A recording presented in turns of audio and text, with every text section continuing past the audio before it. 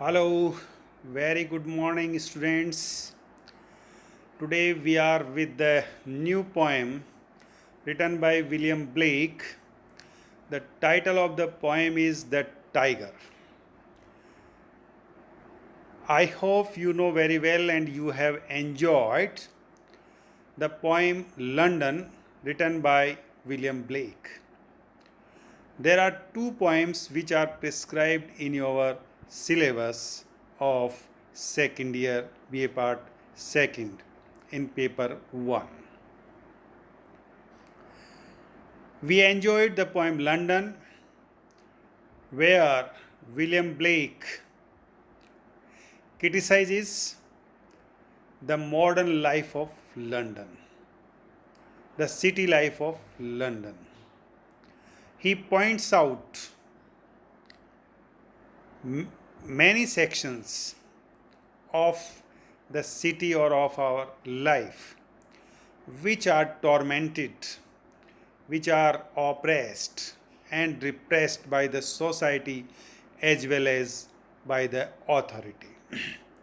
We know that William Blake was influenced by the French Revolution.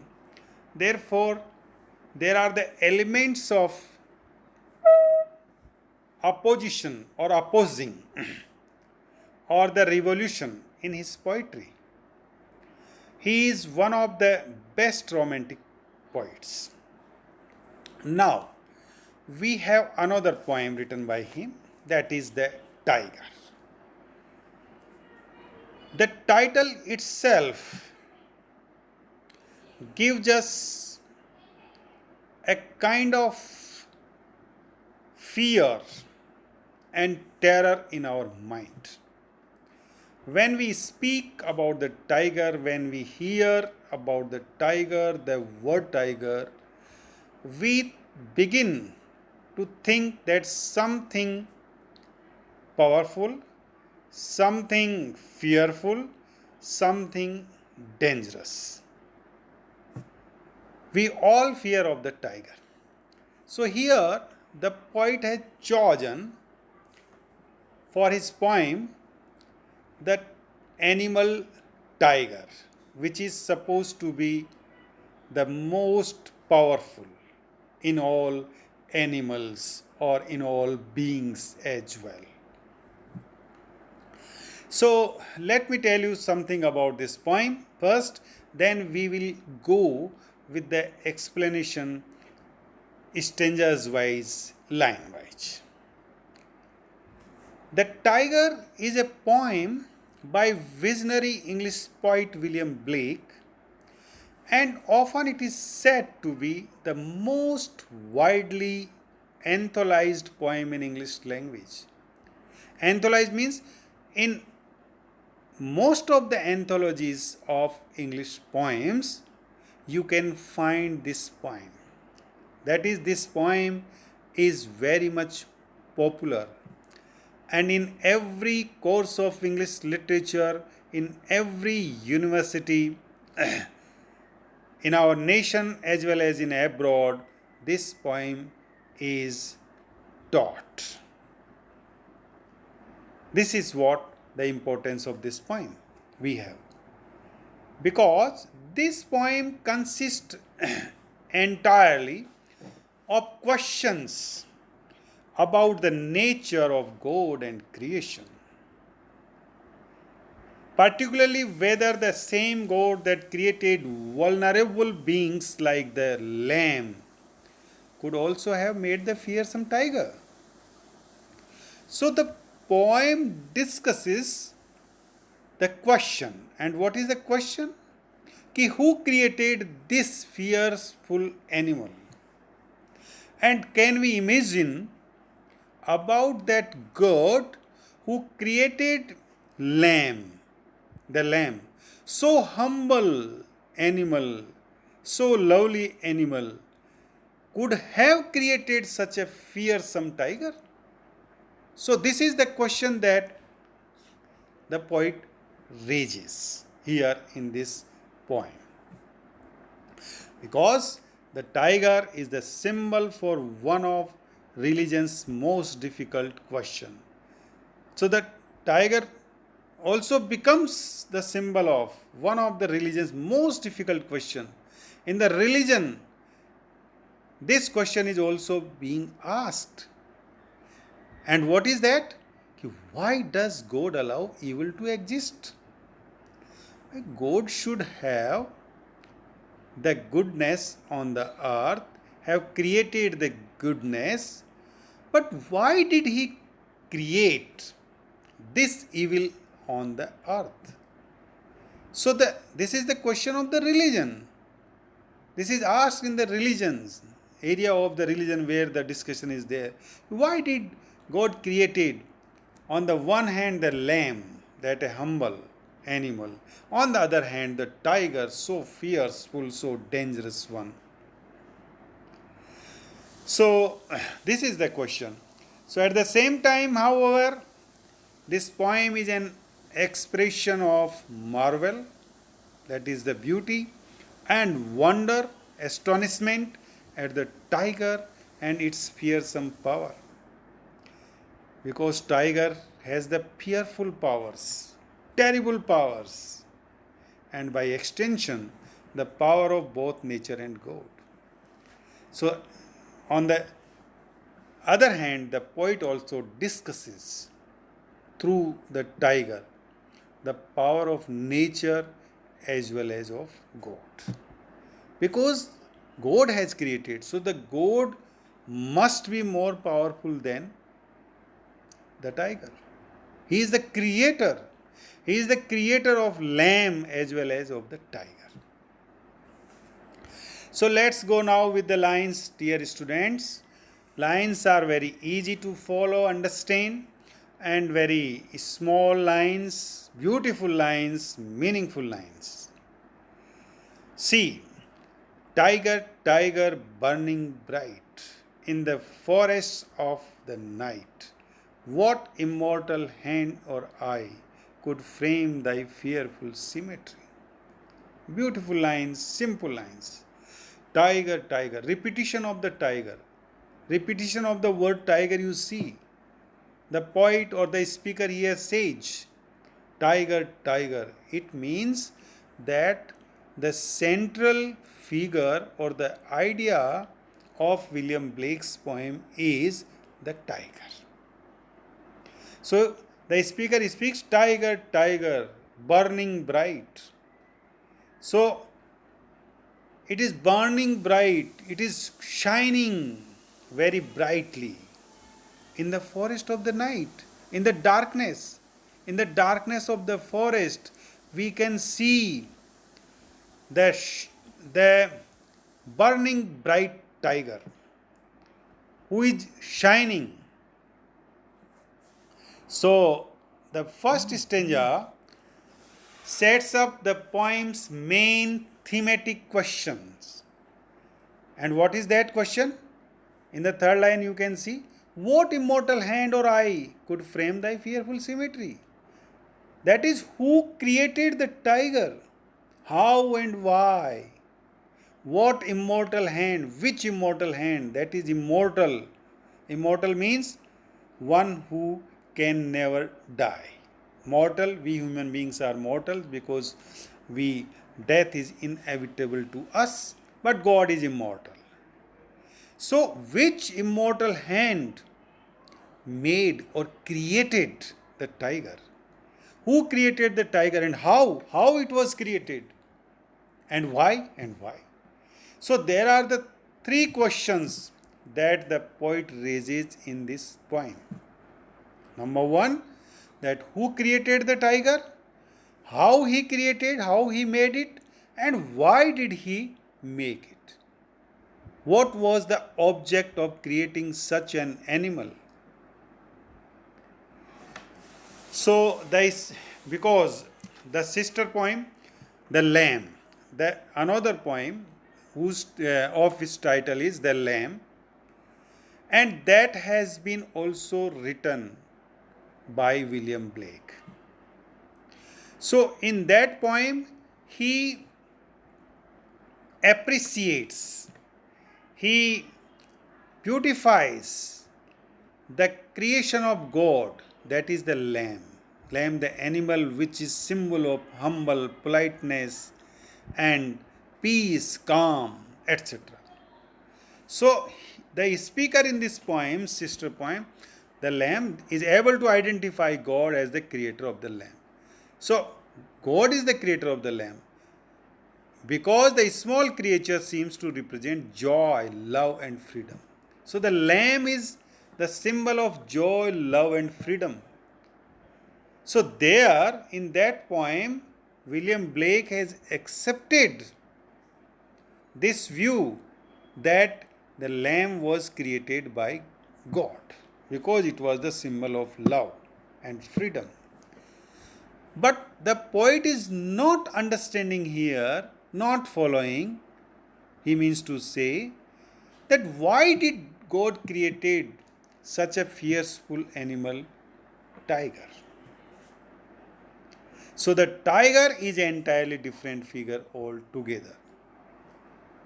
So the poem does simply imply that God created the tiger too, but the tiger, we know that tiger is the threat of violence and capacity for killing. So definitely it is the symbol of the violence and killing. So it is very hard for the human beings to understand the reason of God's motivation for creating it. What the poet here means to say, what did motivate God to create such a fearful animal, to create the tiger? So essentially the main aim of the poem is to flesh out this mystery. The poet wants to expose the mystery, the secret behind the creation of such an animal, and to hint at possible answer. So the poem begins with the immediate repetition of tiger that I have already spoken. It means the tiger is the central figure throughout this poem. Now come with the another 4 lines, the next stanza of this poem.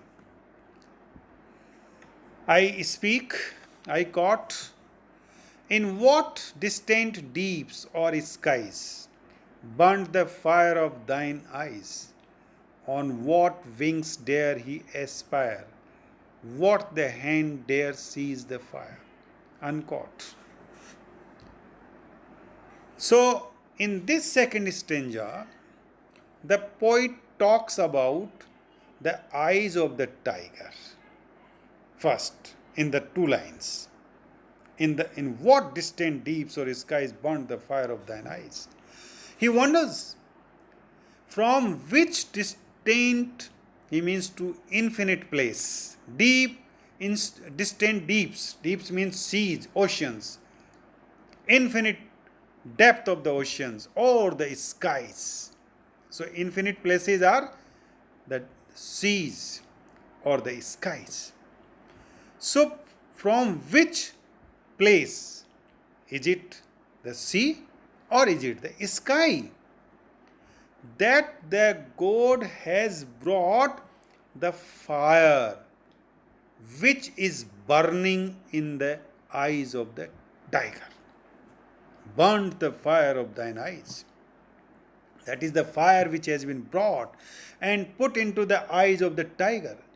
So here again the poet questions that from where such a fire, because this fire is not the normal fire that we have on the earth, but this is the divinal. This is the divinal fire that we see in the eyes of the tiger. So he asked the questions from where God has brought this fire, either from the deep oceans or from the skies. Because, as I told you, it's not an ordinary fire of the world, but divinal, which makes the eyes of the tiger so fierce, so bright, so shining, that he shines in the darkness of the forest as well. In the third line, the poet wonders. Poet wonders for what? Which were those wings that took him to those distant areas?